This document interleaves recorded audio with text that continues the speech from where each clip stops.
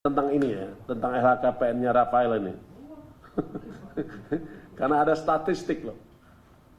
Ya, statistik harta LHKPN-nya Pak Rafael itu ada. Kalau saya lihat di sini kekayaannya tahun 2011 kurang lebih sekitar 20,5 miliar. Di mana beliau tersangka RAT ini di tahun 2011 sampai 2015, dia adalah Kepala Bidang Pemeriksaan Penyidikan dan Penagihan Pajak, Kanwil DJP Jawa Timur 1. Terus berlanjut, tadi sempat saya hitung, sampai 8 tahun itu meningkat sekitar 24 miliar. Di tahun 2019, harta kekayaan mencapai 44,8 miliar. Sedangkan berdasarkan LHKPN tahun 2020 mencapai 55,65 miliar. Jadi ini data yang kita dapatkan. Di mana tahun 2019, di mana tahun 2015, di mana tahun 2012, semuanya kelihatan. Jadi ini saya kira sebagai informasi tambahan rekan-rekan, cukup ya Pak. KPK resmi menahan mantan pejabat pajak Rafael Alun Trisambodo. KPK menahan Rafael setelah hari ini penyidik memeriksanya sebagai tersangka. Rafael akan ditahan 20 hari ke depan. Dalam kasus gratifikasi dengan tersangka Rafael Alun Trisambodo, KPK menyita uang 32,2 miliar yang disimpan di safe deposit box. Rafael diduga menerima gratifikasi dari tahun 2011 hingga 2023.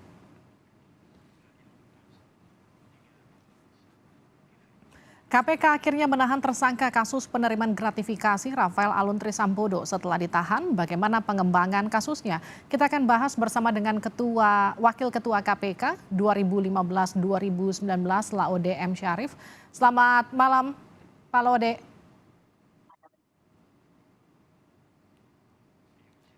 Selamat malam. Yes, sudah tadi termute.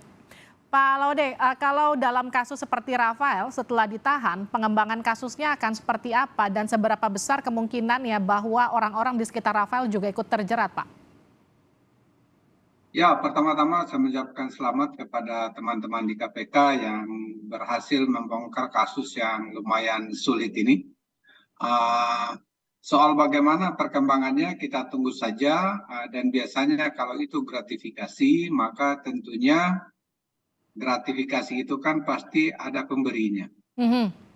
Pemberinya. Jadi siapa yang memberi dan dalam rangka apa, tapi nanti kita lihat nanti apakah hanya gratifikasi atau memang ada suap atau ada jenis tindak pidana yang lain. Ya kita serahkan waktu itu. Atau ada tindak pidana pencucian uang. Yang penting, yang paling penting sekarang itu adalah bahwa KPK untuk sementara mendapatkan bahwa salah satu tindak pidana asalnya adalah gratifikasi. Itu yang harus kita syukuri. Oke, salah satu tindak pidana dasarnya itu kan gratifikasi, Pak Laode. Dan ini kan diduga terjadi, koreksi saya kalau salah, datanya itu dari 2011 sampai tahun ini 2023. Artinya sepanjang sekitar 12 tahun. Bagaimana kemudian membuktikan gratifikasi yang terjadi sepanjang rentang waktu itu, Pak? Ya, jadi kan kalau membuktikannya itu memang gratifikasi atau suap itu ada kesulitan tersendiri.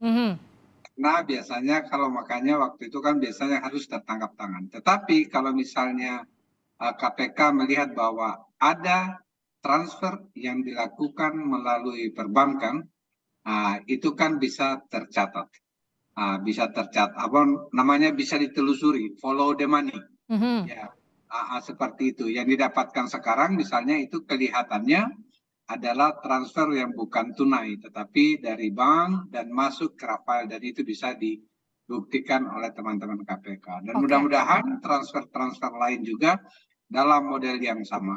Kalau kita bicara follow the money seperti yang Anda katakan, itu kan kita bisa lebih mudah menelusurinya begitu Pak. Tapi bagaimana dengan uang-uang seperti yang dikatakan 32,2 miliar yang ada di safe deposit box yang diduga bagian dari gratifikasi seperti itu. Bagaimana dengan transaksi-transaksi cash? Penelusurannya akan sesulit apa Pak Laode? Ya, yang cash itu terus terang saya harus katakan bahwa itu agak sulit. Tapi kan kita juga meminta pasti para penyidik di KPK akan melihat dan bertanya untuk menjelaskan asal-usul dari uang yang 32 miliar yang dalam safe deposit box itu. Apakah itu berasal dari suatu kausa yang halal atau itu berasal dari bagian dari gratifikasi atau suap yang berhubungan dengan jabatan dia sebagai pemeriksa pajak. Oke, tadi kan di awal Anda sempat menyatakan ini kasus yang agak lumayan sulit. Sulit dalam perspektif Anda seperti apa, Pak Laude? Ya sulit karena biasanya kalau suap itu kan biasanya harus tertangkap tangan kan, atau gratifikasi biasanya seperti itu. Karena ini kan yang pemberinya belum kita ketahui, tapi ini ternyata ada wajib pajak dan itu dia melalui transfer. Itu dari situ kita bisa melihat bahwa ya, Tuhan itu selalu memberikan sisa-sisa rahmat ya untuk para penegak hukum untuk meneliti. Bayangin saja kalau itu semuanya dilakukan dengan transaksi tunai, pasti nggak ketahuan dong. Itu sulit, sangat sulit. Ya. Pak Laude, kalau seperti kasusnya Rafael ini kemudian dia membuat satu perusahaan baru, kemudian para wajib pajak yang kemudian ada kendala diarahkan ke perusahaan konsultan pajaknya, kemudian ada dugaan permainan terjadi di sana, artinya sebetulnya ini kasusnya tidak akan berhenti di proses gratifikasi, tapi juga ada tindak pidana korupsi lainnya? Saya belum tahu persis, tetapi ada hal yang paling menarik dan itu juga kita dapatkan pada kasus-kasus pajak sebelumnya. Seperti apa, Pak? Ketika saya misalnya waktu itu, ketika di zaman saya waktu itu kita menangkap yang namanya Handan Soekarno, yang kebetulan satu grup ini dengan Rafael ini, dengan Rafael ini. Oke. Oleh karena itu saya pikir Kementerian Keuangan dan Dirjen Pajak pada khususnya masa sih dibolehkan oleh aturan internal mereka ya, pegawai pajak tapi punya konsultan pajak.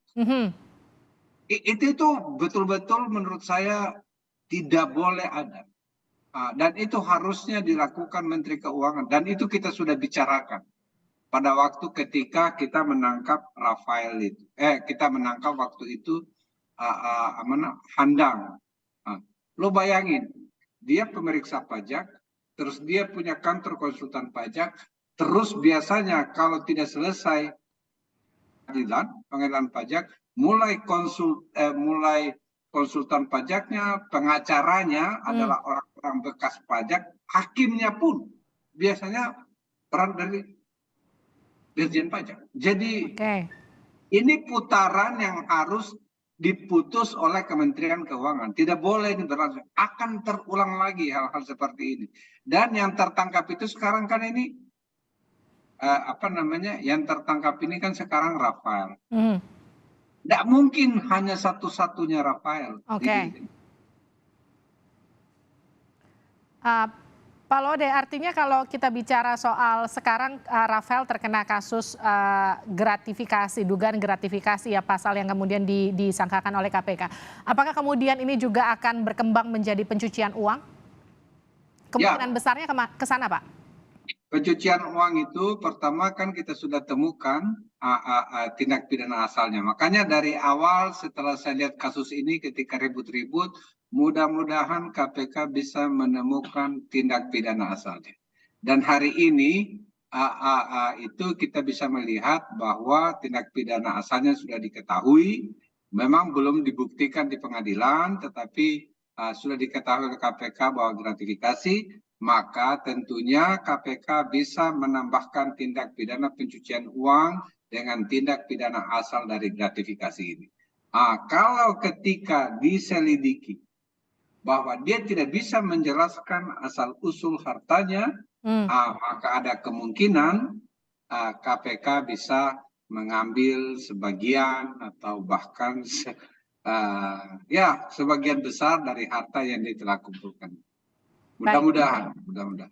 Baik, terima kasih Pak Laude M. Syarif telah bergabung bersama kami di Sapa Indonesia Malam. Sehat-sehat terus Pak.